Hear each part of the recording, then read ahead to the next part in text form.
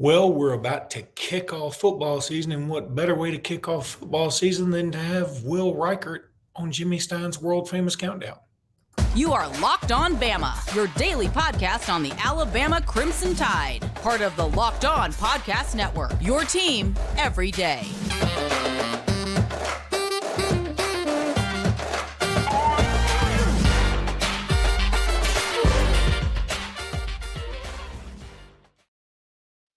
Hey, everybody, and welcome back into Locked On Bama. Luke Robinson, that's me. Jimmy Stein, that's him. Thank you for making us your first listen. We appreciate you guys so much.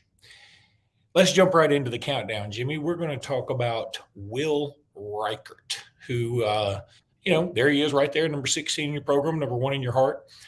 Arguably the best kicker in Alabama history, arguably. I probably wouldn't rank him there myself. I don't think he's had enough huge moments. If he had made the kick against Tennessee, I think maybe I do put him there, but he missed it. It is what it is. I don't know about you, Jimmy. I don't want to get off subject here.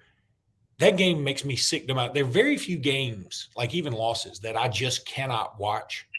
I cannot watch that Tennessee game. It makes me so mad on so many levels. The poor play calling towards the end, the pass interference call, which was bogus and late, that all just makes me so mad. But I digress. Let's talk about Will Reichard, and I will let you shine. Well, yeah, that was a heck of a digression there, but Will did miss the kick against Tennessee. I can't help but think there's no way to know this, and it's fine if it's true or if it's not true, but I can't help but think that miss against Tennessee might have been one of the reasons Will came back, because Will was leaving. I mean, there was no question at one point he had made the decision to move on, right? I mean, we even all saw him in the stadium on senior day. He was leaving as late as that day and changed his mind, thank goodness, because by returning, he is one of the best football players in the country. He is a strong candidate to be a first-team All-American. I think he's the best kicker in Alabama history, but I go by a more simple method. I just look at attempts and makes, and he just 3 fantastic seasons in a row. 22 of 26 last year. 2 years ago was 14 of 14. In the national championship year in 2020. And a pretty good kickoff guy, really improved. A lot of people don't know this, but he only had 14 touchbacks in 2020. 14. He had 59 the following year in 2021. So this is a guy that's worked on his leg strength. He's worked on his range. I think that's the last box he needs to check. Another reason he probably returned to college football is as long as make is 52. I think the NFL would like to see that number around 56 or 57, to be honest, which is a heck of a, that to add 5 yards on your longest kick is a big deal. But that's no doubt what he's been working on. I was tempted to rank him number 1 on the team. That sounds, I know, to so many people silly, and you can't rank a kicker number 1. I get that, and I did. I put him back here at 5 for that reason, but this is why I almost ranked him number 1, Luke. No player on our team does their job better than Will does his. He's probably better at kicking than anyone else on the team. Arguably, Kool-Aid's the best cornerback in college football, so he's going to be higher. But I would say Will Reichard does his job on this team as good as anyone does their job on the team. And that's why I have him up here at number 5. And I think he is the best kicker in Alabama history. And I think, unfortunately, and when I say unfortunately, I think Will win a game this year. Again, he won the Texas game a year ago. I think there'll be another game or 2 he wins, because I'm anticipating Alabama yet again playing a few close games. And when that happens, it could come down to that. And at that particular moment, we're going to be really happy that Will Reichard returned for a 5th season at Alabama. Luke has missed a kick. Luke's kick is wide right. Take it. Luke is wide right. He went with the mute button. God, I've been so good at that. Like the last 2, I don't think I've done it. And I did it just there. And what I was going to say was that You said Will 4 times in a row in a row. to start a sentence. I realized I was saying Will. You know why? I realized I was saying Will. And I'm like, don't say Will. And then I'm like, well, what the heck else are you going to say? Yeah. So that's where I went really off the rails. Knowing I was about to say Will. I'm like, stop, don't do Will. But then, like, what's the other word? And then the next thing you know, it come out 4 times. One of my pet peeves, and it's kind of a funny, stupid pet peeve, though. Do you know how people say, well, we don't do that, but we do this? And I'm like, you do. No, that doesn't make, like, don't say that. So will. I know. You do 4 times. That just got me. And then, of course, like every time, I think it's karma. Every time I want to make fun of you for screwing something up, I'm always muted, and it's the irony is just dripping through the podcast. But yeah, that's just the way it is. The thing about Reichard, I'm looking here for kicking records at Alabama. Lee Tiffin has the most field goals with 83. Will Reichard, do you know how many he has? Just take a stab. Somewhere around 62. Oh my God, you savant! Did I get that? Well, I did.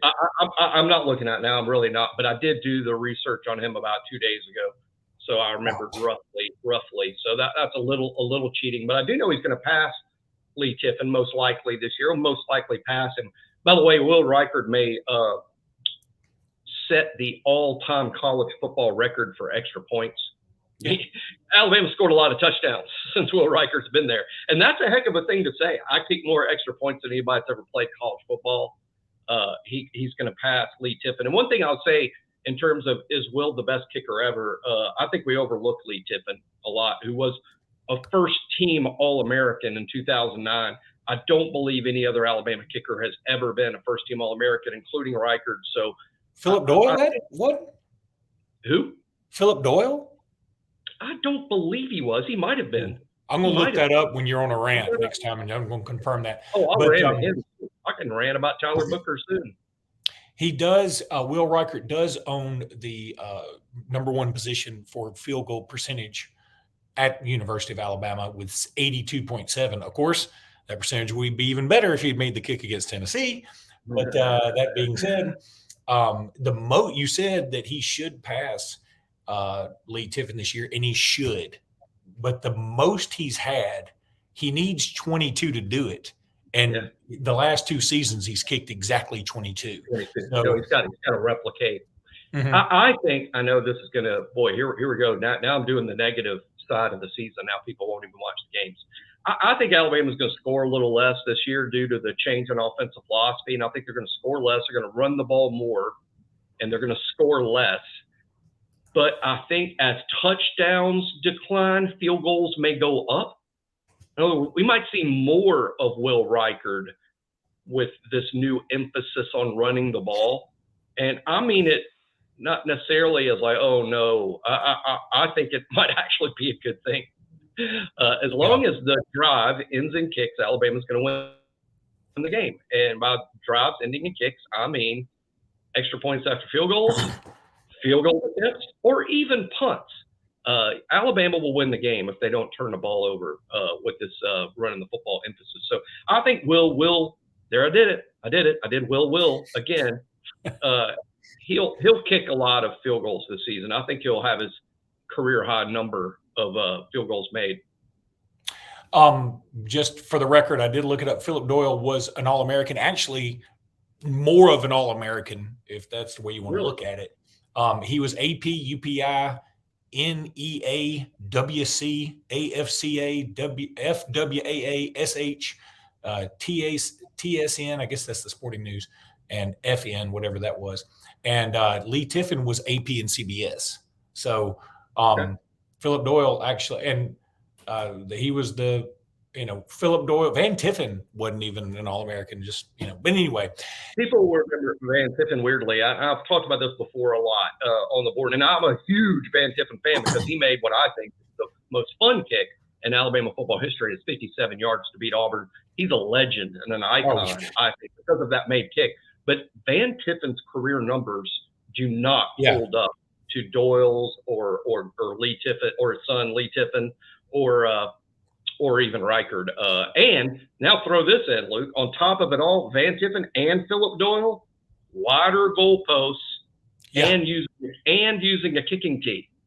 Yeah, now that's a good point. Now they get off the ground with skinnier posts. So it's harder to do these days. I'll say this, though. Even though the Van Tiffin kick everybody would say that's the most memorable kick, I believe, unless you want to go Papanastos for other reasons. But I'm going to tell you, when I think Alabama field goal kicks, I think Philip Doyle, Tennessee, 1990, because he made the kick after we blocked their kick, and he got hit in the mouth. He was bleeding, and he runs over to the Tennessee sideline doing finger guns.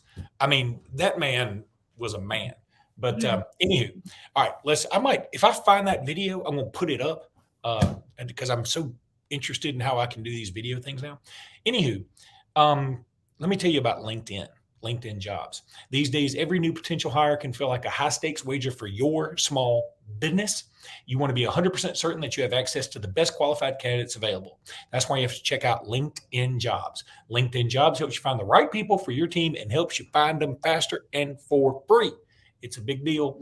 All you got to do is go to LinkedIn Jobs, add your job in the purple hashtag hiring frame to your LinkedIn profile to spread the word that you are hiring. Simple tools like screening questions make it easy to focus on candidates with just the right skills and experience so you can quickly prioritize who you'd like to interview and who you'd like to hire.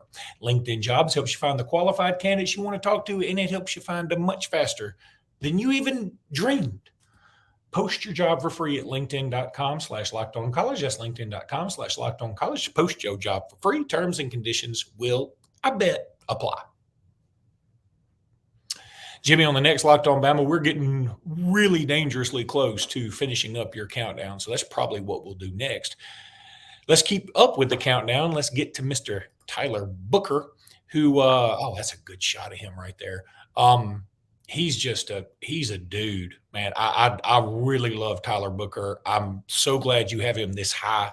I think he's going to be crucial to Alabama's success this year. So a big Tyler Booker fan, and it sounds like you are too.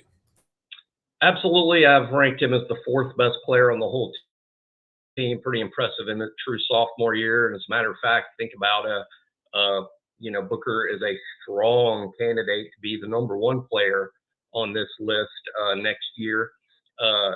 He is just another one of these five-star guys who's lived up to the billing, to say the least. He has done, I think his greatest impact is just described as this. Nick Saban had never, in his time at Alabama, we're talking 15 years, had never once substituted on the offensive line. He played the five starters, and they're the starters, and they don't come out until the game is decided. But Tyler Booker was so good as a true freshman. He agreed, we've just got to get this guy on the field. It's not fair or right to bench older players who are not only returning starters, but good players doing a good job, and Emil Ekiyor and Javion Cohen at the time. So he's like, all right, let's rotate. So Tyler Booker forced Nick Saban to do something differently than he had done for 15 years. And on top of that, Luke, now throw in how impressive is this? Not only did Tyler Booker rotate in at guard, he rotated in at both spots. As a true freshman, he played left guard and right guard in the same game all year long. Then obviously started the Kansas State game because Ekiyor was hurt now by then. And of course, Cohen left the program, and Ekiyor is now with the Colts. So Booker is the best guard on the team. I did get a lot of experience last year playing. I think he is going to be on the right side with J.C. Latham, who we've yet to cover in the countdown, to show you how high he is. And I think the two of them will form the best right side of an offensive line anywhere in college football. It's nice to say that about an Alabama offensive line after a pretty disastrous 2021 up front, and an improved, but still needing to improve offensive line in 2022. Tyler Booker and J.C. Latham on the right side should be yet another reason Alabama is going to be run heavy this fall, because why would you not run behind those two? They're just fantastic players. Booker, assuming he stays healthy, is going to have a great NFL career. He also, for those who have yet to see him speak, Tyler Booker is one of the brightest kids on this football team. He's extremely well-spoken, articulate, and a leader. You can tell listening to him talk for a minute, and I'm sure he's going to be one of the first guys they put in front of the cameras this fall during fall camp. Be sure to watch that. He will blow your socks off. He's really good, and his name will be in that sidewalk one day. I mean, this kid's born to lead, born to be a pro, showed up a pro. And I've said that about a handful of guys over the years. It's the highest compliment you can give an 18-year-old. But Tyler Booker showed up a pro, and by that, in his approach, in his play, this kid is a professional. And, boy, we're lucky to have him. Good chance he wins an Outlet Trophy, too. Not this year, but in 2024. Yeah. And I'm a big fan here. And, I'm a big fan of something else, just FYI. Looking for Brooks in the corner. Got it! Touchdown, Alabama! I just like putting that in there. Are you a big fan of that play or beating Auburn or the fact that you figured out how to do this? All of the above. I'll go all of the below. Anyway, Jimmy, let's take a break. When we come back, we're going to talk some recruiting. We're going to talk some Alabama, but I got to tell you about a team that is shocking the recruiting world, if you ask me. And we're back. Jimmy, Dylan Stewart is a name some Alabama fans may know a little bit about. He was linked to Alabama in a roundabout way, but most people thought he would wind up at Georgia or Ohio State. Makes a lot of sense, right? Instead, he committed today to the University of South Kakalaki. Now, on the surface, you're like, what's the big deal, Luke? The big deal to me is now Shane Beamer has gone into the Washington, D.C. area, and he is getting Dylan Stewart, who is one of the top probably 10 players in this class. And last year he went into that same area and got one of the top 15 players in that class in Nicholas Harbor from that same area. And I just feel like, when I saw that today, and I know Shane Beamer can be a little goofy. I know he can.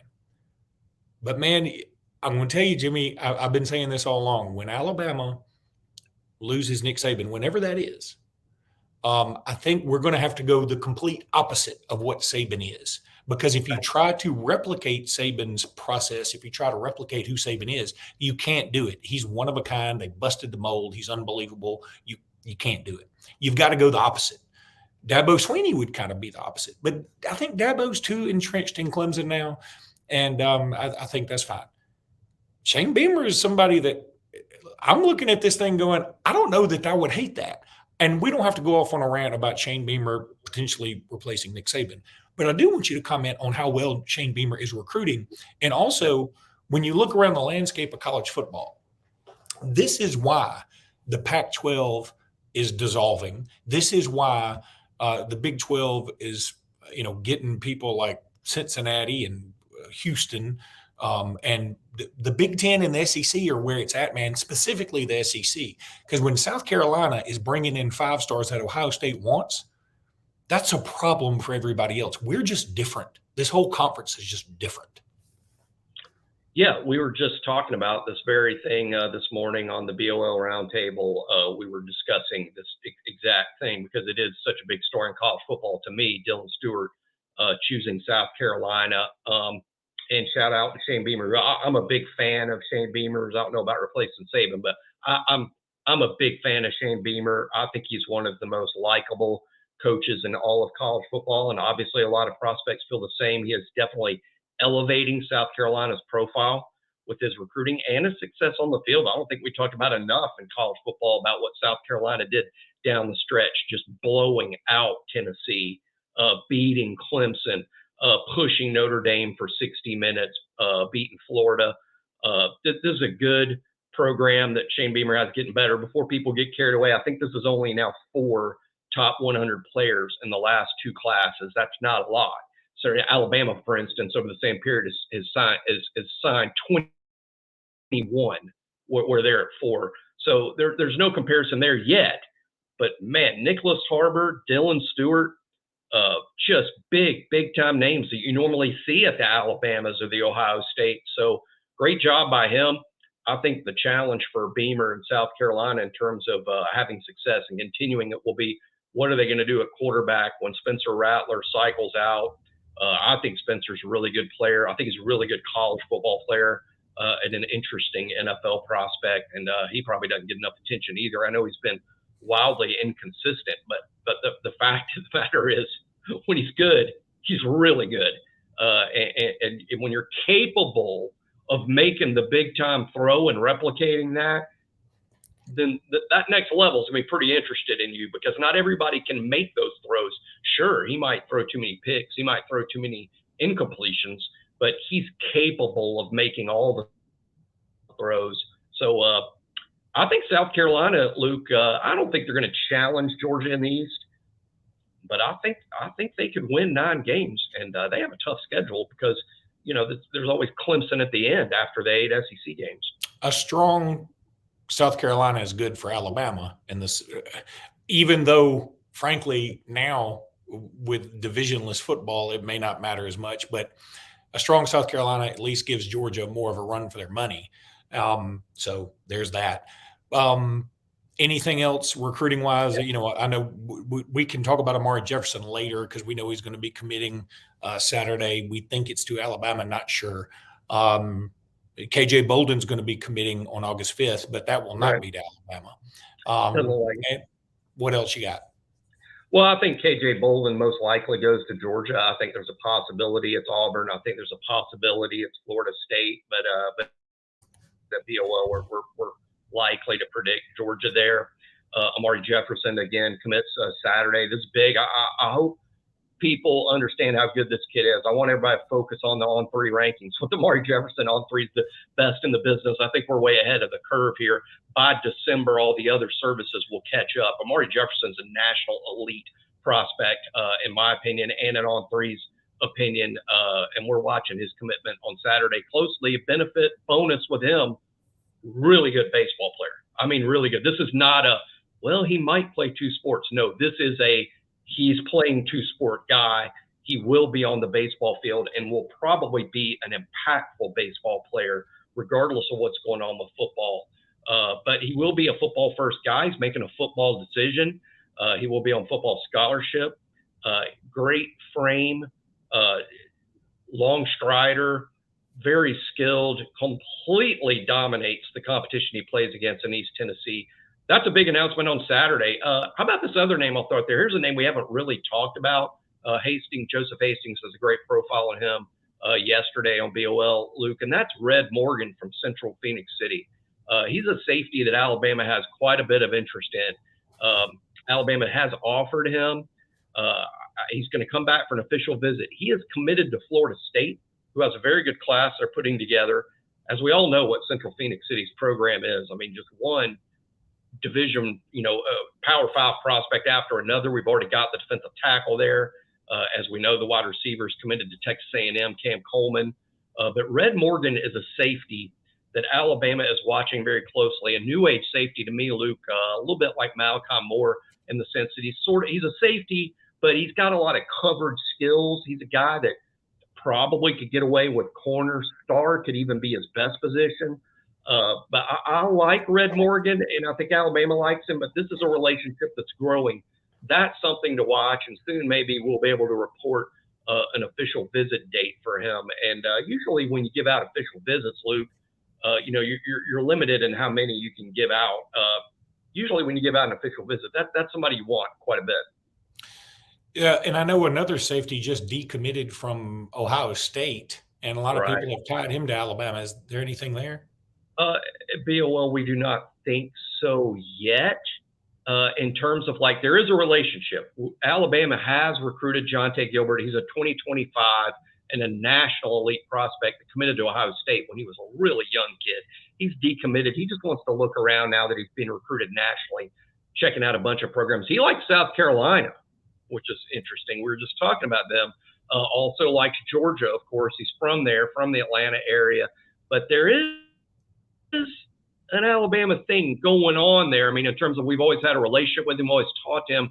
I think Gilbert would like to know more about Alabama, but it's nothing that we're ready to report as something that's blowing up. we'll see. I mean, the big news coming up recruiting wise is, of course, Amari Jefferson on Saturday and Nate Frazier, the running back from California, who may be the nation's top running back. He's going to announce Sunday. Alabama definitely on the short list there. All right, buddy, that's going to do it for today's pod. We'll be back tomorrow with more. Until then, roll tide, everybody. Roll Tide.